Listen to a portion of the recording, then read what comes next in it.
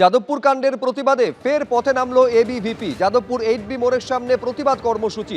আরো বিস্তারিত জানতে সরাসরি কথা বলবো পার্থপ্রতিম ঘোষ, আমাদের প্রতিনিধি রয়েছেন। পার্থ, দেখো শুভজিৎ, তোমাকে সরাসরি ছবিটা দেখাবো। আমরা রয়েছি যাদবপুর 8B বাস স্ট্যান্ডে এবং সেখানে হচ্ছে একেবারে এবিভিপি আবারও তাদের বিক্ষোভ দেখাচ্ছে। গত বুধবার থেকে যাদবপুরে যে পরিস্থিতি এবং তার পরবর্তীকালে আজকে তারা বিভিন্ন দাবি, সেই দাবির মধ্যে রয়েছে আপনাদের এনআইএ তদন্তের দাবি। এনআইএ তদন্তের দাবি আমরা এই কারণেই করছি, যাদবপুর বিশ্ববিদ্যালয় ক্যাম্পাসে যেভাবে আপনারা দেখতে পাচ্ছেন লম্বা সময় ধরে দেশবিরোধী গতিবিধি চলছে।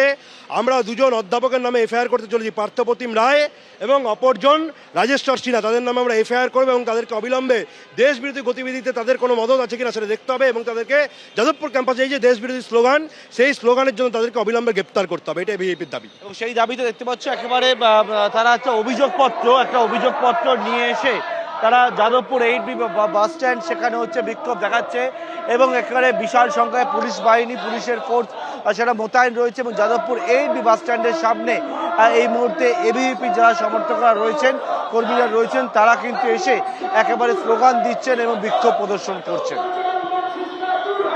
ধন্যবাদ পার্থ।